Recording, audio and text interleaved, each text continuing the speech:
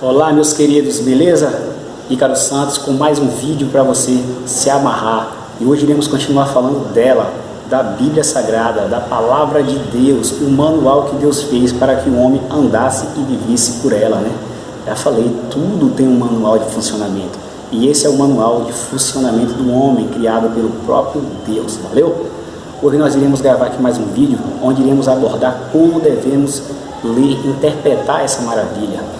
A Bíblia Sagrada ela nos diz que devemos examinar as Escrituras. Isso é muito mais profundo do que simplesmente lê-la como um livro comum.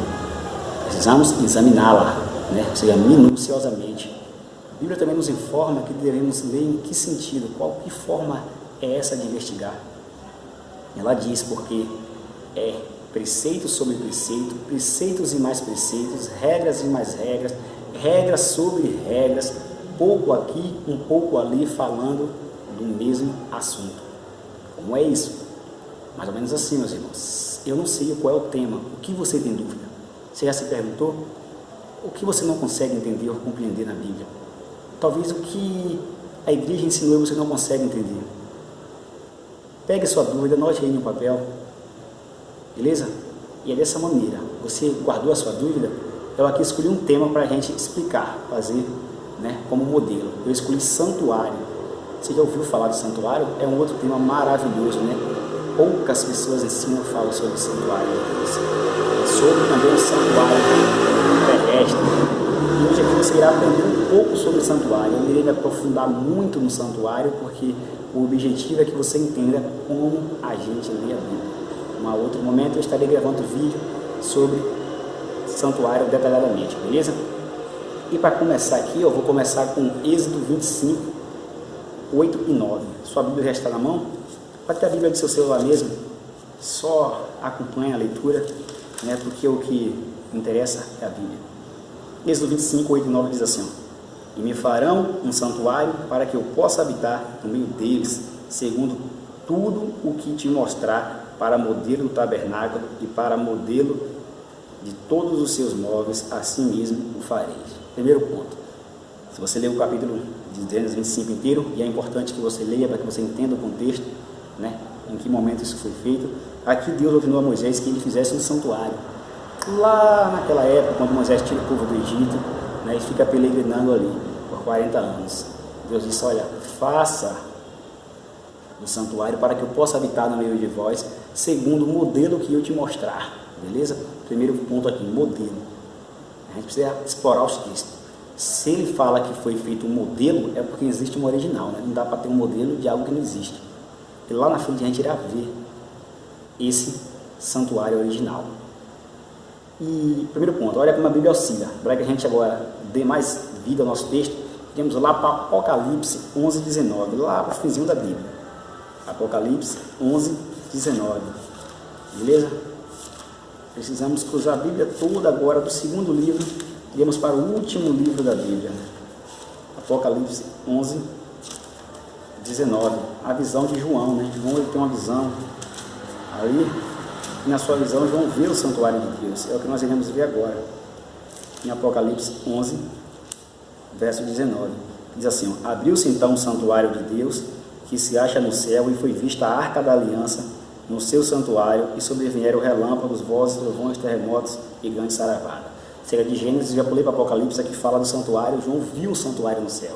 Na visão dele aqui, você pode ler depois o capítulo 11 inteiro, né?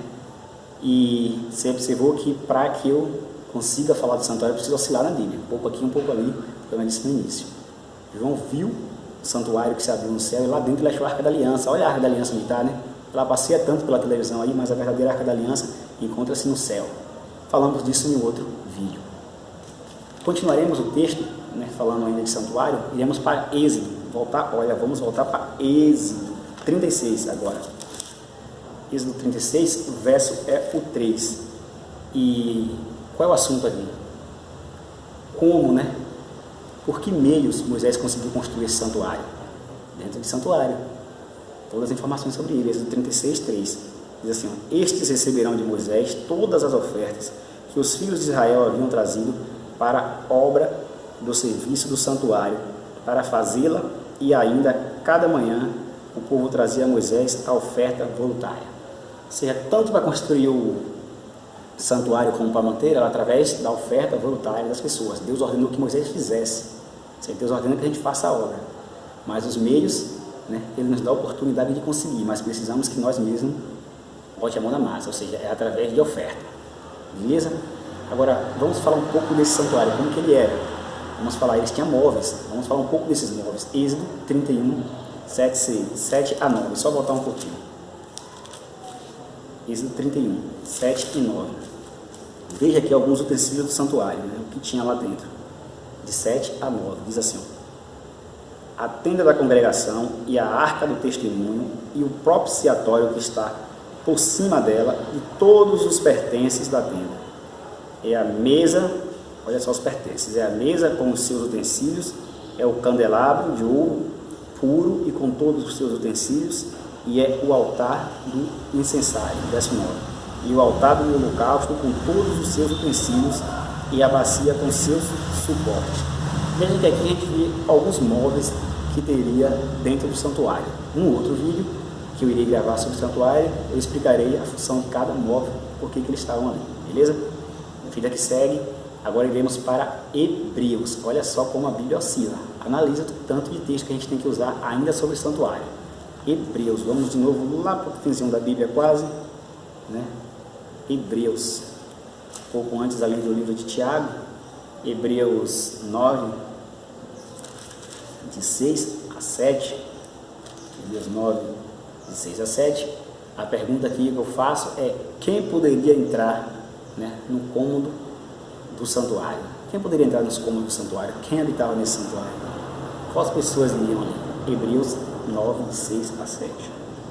Veja só as informações que temos aqui. Ora, depois de tudo isto, assim preparando continuamente, entram no primeiro tabernáculo os sacerdotes para realizar os serviços sagrados. Olha só, no primeiro compartimento entra os sacerdotes para realizar o serviço sagrado. Verso 7. Mas no segundo, o sumo sacerdote, ele sozinho, uma vez por ano, não sem sangue, mas oferece por si e pelos pecados de ignorância do povo. O santuário ele tinha ali os compartimentos, né? Ele era dividido em partes. Primeiro compartimento, quem habitava ali, o sacerdote, fazia sacrifício pelo pecado dos povos. No lugar santíssimo, né? Irei explicar depois. Só o sumo sacerdote entrava ali uma vez por ano, beleza? Hebreus, né? Isso foi Hebreus 9, 6 e 7 que a gente leu. Agora, o que os sacerdotes faziam diariamente no pátio, no primeiro compartimento? Êxodo 29. Olha, nós temos que voltar de novo. Êxodo 29. Êxodo 29, 38 e 42, né, nos dá essa informação, que diz mais ou menos assim: isto é o que oferecemos sobre o altar 2 cordeiros de 1 ano, cada dia continuamente. Um cordeiro oferecerás pela manhã e o outro ao pôr do sol. Com o cordeiro, a 10ª parte de uma efa de flor de farinha, né, amassada, com a 4ª parte de um oim de azeite batido, e para libação, a 4ª parte de um oim de vinho. A gente vai ler até o 42, beleza? E o outro cordeiro oferecerás ao pôr do sol como oferta de manjares, e a libação como de manhã de aroma agradáveis, a oferta queimada ao Senhor.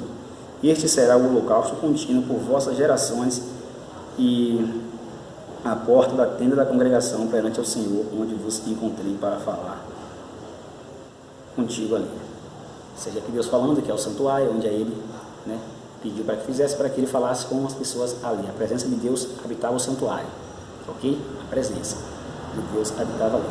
Primeiro ponto, aqui mostra o serviço do sacrifício. No santuário foi para que o povo fizesse sacrifício pelos seus pecados diário. Pense, né, o que era o santuário: sacrificar de manhã e pela tarde animais para, né, remissão de pecados. Veja que eu não vou aprofundar muito, mas só para não ficar uma dúvida na sua cabeça, é uma forma de Deus ensinar para o povo que o salário do pecado era a morte, beleza? E que alguém ou alguma coisa ia morrer pelos nossos pecados, pela nossa ignorância. Então é uma forma de chamar a atenção: olha, para que vocês estão vendo que vocês têm que fazer, tem que matar um animal inocente por causa do pecado de vocês. Era um ensinamento bíblico, né? E esse cordeiro ali, ele já apontava para Cristo que iria morrer para pagar a nossa dívida. Lá na frente ele vai fazer só sobre isso, valeu? Então, vamos adiante. Êxodo foi o que eu li agora. Olha só, vou ter que auxiliar de novo. Levítico, é só passar um livro, o Levítico está logo aí depois de Êxodo. É o livro de Levítico 23, de 27 a 28.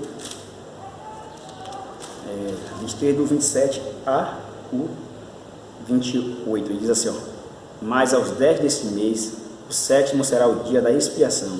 Tereis santa convocação e afligireis a vossa alma. Dareis a oferta queimada ao Senhor. Nesse mesmo dia nenhuma obra fareis, porque o dia da expiação, para que a expiação por vós perante ao Senhor, vosso Deus. Beleza? Aqui ele diz que ao 10, né, do mês 7º seria o dia da expiação. É um sábado do Senhor ali, anualmente. Que era isso. Naquela data, né, no dia 10 do mês 7, teria que ser feita uma expiação pelos pecados das pessoas. Isso era um feriado, nenhuma obra seria feita. Nada de trabalhar, nada de fazer coisas que não era focado à purificação ali dos pecados. Beleza? Continuamos o texto. Passamos de Levítico. Olha o que a Bíblia faz. Hebreus. A pergunta que iremos responder lá em Hebreus é: o que todo o cerimonial do santuário terrestre representava? Hebreus. A gente vai ver o que tudo essas coisas, né, que para muitos de nós é estranho. Eu comento que na primeira vez que eu vi isso, eu também achei estranho. Eu falei, nossa, parece religião de matriz africana, sacrificando animal, fazer sacrifício contínuo. Aí depois a gente precisa, né, aprofundar-se na Bíblia e entender o porquê de tudo aquilo. A gente não pode ignorar, porque é bíblico, foi a ordem de Deus. Às vezes algumas pessoas eu já vi aqui no YouTube, pessoas criticar, olha, é seita, é macumba. Não é seita, não é macumba, foi ordem de Deus a Moisés que o fizessem. Você só precisa entender o porquê e até quando isso foi feito, até quando se encerrou, beleza? É só estudar, galera. Vamos lá. Então eu estou aqui em Hebreus agora 8, 4, 5, né? O versículo, o capítulo é o 8, o versículo é o 4 e o 5. Diz assim: ora, se eles estivessem na terra, nem mesmo o sacerdote seria visto, né? Existirem aqueles que oferecem os dons segundo a lei. Verso 5 é o chave. Os quais ministram em figura, é sombra das coisas, né, celestes, assim como foi Moisés divinamente instruído quando estava para construir o tabernáculo, pois dizia: vê que faça todas as coisas de acordo com o modelo que foi mostrado no monte. Ou seja, aqui é o que eu acabei de dizer, né? Jesus Cristo, nesse momento, ele está ministrando por nós num santuário celeste, né? Santuário celeste. Existe um santuário no céu. Por quê? Porque Moisés fez a réplica. E o verso 5 ele é bem claro nisso aí, presta atenção. Os quais ministram em figura, né, a sombra das coisas celestes. Era a sombra das coisas celestes. Assim como foi Moisés divinamente instruído. Moisés fez aquilo porque ele foi divinamente divino, de Deus instruído, quanto estava para construir o tabernáculo, pois diz ele: vê que faça todas as coisas de acordo com, né, modelo que foi mostrado ao monte. Ou seja, tudo aquilo foi um modelo do que Deus pediu para que Moisés fizesse ali, né, fizesse. E isso o santuário em sua condição física, né? O cerimonial aponta para Cristo, que nós iremos aprender em um outro vídeo. Ou seja, no céu ninguém mata cordeiro. E por que foi modelo? Porque não é só para que você não fique com dúvida. Aqueles cordeiros representavam Cristo que viria morrer pelos pecados, né, nossos, deles e nossos. Então era a forma de ensinar, porque até ali Cristo não estava ainda presente, né? Cristo não teria vindo pagar a nossa dívida ainda. Então as pessoas precisavam aprender e crer no sacrifício. Aquela é uma forma deles crer e entender que alguém paga por pecado, que o salário do pecado é a morte, que não vale a pena pecar. Beleza? Era só uma forma de ensinar, mas eu falarei sim em outro vídeo. Voltando aqui mesmo em Hebreus, ainda 8, 1 e 2. Quem é o único que pode exercer o ofício de sumo sacerdote no santuário celestial? Ou seja, lá no céu agora, o santuário celestial, de lá. Quem é a única pessoa que pode exercer agora esse ofício de sumo sacerdote, de fazer expiação pelos pecados, pelos nossos pecados, né? Hebreus 8 aí, você já está em Hebreus 1 e 2. Ora, essencial das coisas que temos dito é que possuímos tal sumo sacerdote que se assenta à destra do trono da majestade nos céus. Primeira informação: quem é um ser desse que se assenta à destra, à direita do trono de Deus o Pai? Claro, Jesus. Verso 2: como ministra no santuário e do verdadeiro tabernáculo que o Senhor erigiu e não o homem. Primeiro ponto, é o que eu disse, existe um céu. Jesus está lá, né, intercedendo por mim e por você, e aqui ele ainda fala no verdadeiro tabernáculo que Deus elegeu e não o homem. Aqui agora ele fala, olha, Deus está no céu, não está mais naquele tabernáculo que Moisés fez por ordem de Deus, mas sim no que o próprio Deus erigiu, intercedendo por mim e por você, beleza?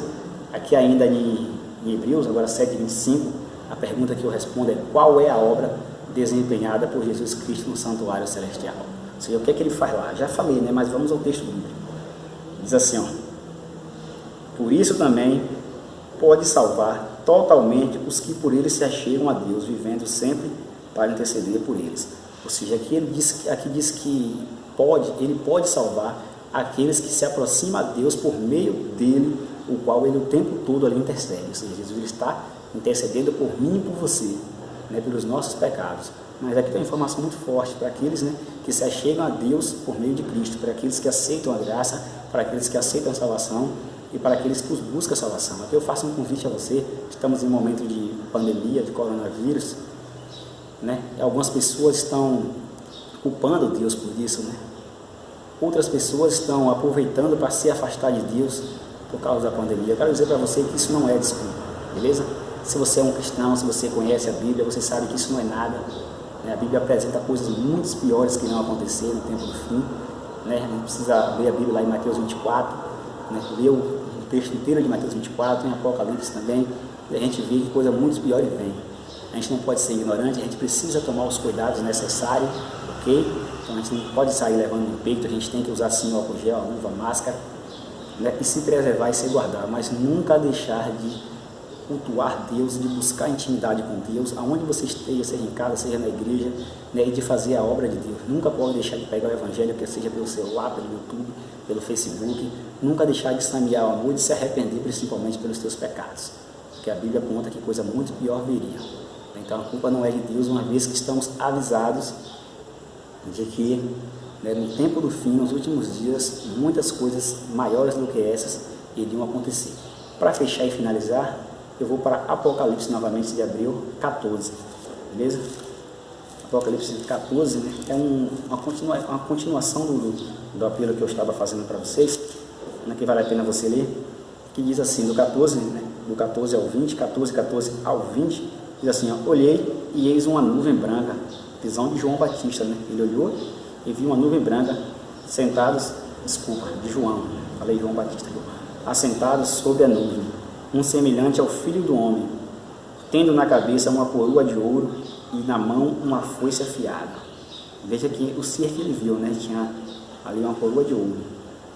Um outro anjo saiu do santuário gritando em grande voz para aquele que se achava sentado sobre a nuvem: toma a tua foice e ceifa, pois chegou a hora de ceifar, visto que a seara da terra já amadureceu.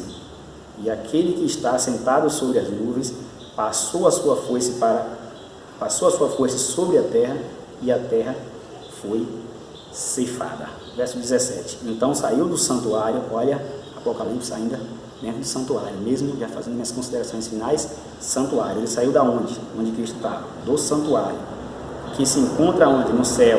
Outro anjo, tendo ele mesmo também uma foice afiada. Verso 18. Saiu ainda do altar outro anjo, aquele que tem autoridade sobre o fogo, e falou em grande voz ao que tinha a foice afiada, dizendo: toma a tua foice afiada e ajunta aos cachos da videira da terra, porquanto as suas uvas estão amadurecidas. Então o anjo passou a sua foice na terra e vitimou a videira da terra, e lançou no grande lagar de cólera de Deus. Verso 20, que diz: e o lagar foi pisado fora da cidade, e correu sangue do lagar até aos freios dos cavalos, numa extremidade de 1.600 estádios. Apocalipse aqui ele faz uma consideração final, é o que eu vinha dizendo. Deus, ele é amor, beleza? Ok, mas Deus também, ele é justiça. A escritura inteira consiste em nos convidar a se aproximar de Deus. O cristianismo consiste nisso, em aceitar o sacrifício de Cristo em substituição ao meu e seu pecado. Como aqueles cordeiros já vinham sendo mortos ali, simbolizando Cristo, agora a gente tem o próprio Cristo que realmente morreu pelos nossos pecados. A gente precisa aceitar esse amor, esse sacrifício. Como que a gente aceita? É simples, praticando, imitando. Sabendo que se Cristo morreu pelos nossos pecados é porque nós não conseguimos ser perfeitos, beleza? Então você não vai ser perfeito, você não vai conseguir ser perfeito e você não é perfeito, você vai errar. E qual é o diferencial? Você precisa errar tentando acertar. Você precisa agora pensar, né? Aqui diz em Apocalipse que a vinha está madura. Os anjos se levantam, né? Aqui fala do ser que se levanta do santuário e sai. Esse ser é Cristo que estava intercedendo, como eu acabei de falar há poucos instantes, em Hebreus, por mim e por você. Naquele momento que Cristo levantar do santuário, irmãos, não há mais salvação. A gente chama de que acabou o tempo da graça, de que a porta da graça se fechou. Por quê? Porque quando Cristo parar de interceder por mim e por você, naquele momento está selado. A Bíblia diz que quem está limpo, limpe-se mais, quem está sujo, suje-se mais. Quando? Nesse momento, quando ele levantar desse santuário, não vale mais a pena. Encerrou o tempo de graça. Então você precisa decidir hoje, porque a Bíblia nos mostra, e o próprio mundo nos mostra que o fim está se aproximando. Mateus 24 mostra o que aconteceria no tempo do fim, e é o que a gente está passando hoje. Então por isso não se acovarde, busque se achegar a Deus, porque Deus irá descer com esses anjos e irá ceifar, colher a terra. Ou seja, ele irá fazer justiça. Aqueles que terão salvos, com certeza estarão salvos, serão transformados, serão levados com ele. Entraremos nesse mérito mais à frente, mas o importante aqui é que chegará uma hora que não terá mais graça, não terá mais salvação para ninguém, e que Jesus disse, olha, quem está salvo, quem está perdido, eu vou cobrar agora a terra, as suas más condutas, né? Eu vou extinguir, erradicar o pecado, porque a promessa de Deus é essa, é erradicar o pecado e devolver uma terra perfeita para mim e para você, e para todo aquele que aceitar esta graça de Cristo Jesus. Então o convite que eu te faço é que neste momento você pegue a sua Bíblia, e eu quis mostrar aqui como estudá-la, eu não sei qual é a sua dúvida, e você venha tirar essa dúvida, você venha mais do que tirar, você venha viver essas verdades dentro da medida do possível, beleza? Procure uma igreja que prega a verdade, que ensina a Bíblia e aprenda a Bíblia. Primeiro ponto, a dica que eu te dei, lembra? Você viu que para falar de santuário aqui eu não contei, eu devo ter usado aqui uns entre 10 e 12 versos bíblicos. E de que maneira? Primeiro ponto, não existe Velho e Novo Testamento, é só uma forma de se falar. Eu posso falar isso antes de Cristo e depois de Cristo, beleza? Então, para que eu entenda qualquer contexto bíblico, eu falo qualquer contexto. Aqui eu usei santuário, eu preciso da Bíblia inteira. Um pedaço da Bíblia não serve, porque a Bíblia inteira é inspirada por Deus, como afirmou Timóteo, né, na sua carta. Toda a Bíblia é inspirada por Deus, e toda a Bíblia é útil para o conhecimento e para a educação na justiça. Então, eu preciso do Velho e Novo Testamento. O assunto que eu peguei era do Velho Testamento, santuário, já não se faz mais necessário aquele santuário terrestre. Agora a gente já aproveitou e aprendeu um pouco do santuário do céu, que eu posso falar só dele em outro momento. E olha o que a gente precisa oscilar. De Êxodo, né, que é o segundo livro da Bíblia, Apocalipse, o último livro da Bíblia. Então eu preciso do novo e do velho para entender qualquer assunto. E assim é também com o assunto que você tem dúvida. Se a gente dividir a Bíblia, ou se a gente pega versos isolados para tomar decisões, eu peço desculpa aos irmãos, mas eu digo que a gente vai se tornar um analfabeto bíblico. A gente vai falar sobre nossas concepções, e que pouco importa a minha concepção. O que importa é a palavra de Deus. E o que é que a palavra de Deus diz? Eu preciso agora ir nela. Eu tenho dúvida agora sobre o Espírito Santo, Zica. Beleza, faz isso. Procura todos os versos bíblicos sobre o Espírito Santo, e logo logo você terá um conceito que você terá 99,9% de chance de acertar, porque a Bíblia não mente, beleza? Agora, se simplesmente você pegar um verso isolado e quiser fazer toda uma etologia sobre o Espírito Santo, você simplesmente está pegando um verso isolado e dando a sua posição ali. Mas se você pegar todos os versos, não há argumentos contra fatos, em todos os versos bíblicos. E a minha intenção hoje, falar de santuário, foi essa, foi mostrar a quantidade de versos bíblicos que eu peguei só para falar do santuário. E claro que existe muito mais, porém, o vídeo vai ficar chato, né? Muito, podemos dizer assim, um vídeo duradouro, você ia enjoar. Mas aí fica a dica. Abraço, Ícaro Santos, o baiano. Se você está vendo esse vídeo aí pelo Facebook, não esqueça de clicar no vídeo para que ele te direcione ao YouTube e você possa se inscrever no canal para estar recebendo novos vídeos, né? Eu vou estar pegando vídeos aí, postando vídeos aí toda semana, né? Ou até mais de uma semana, e você está acompanhando. Bote também sua dúvida, pergunte, questione, faça como os berianos, né? Todo povo inteligente ele questiona, ele não aceita assim fácil. Então questione. Não esqueça de curtir, de se inscrever no canal e dar aquele like. Um abraço.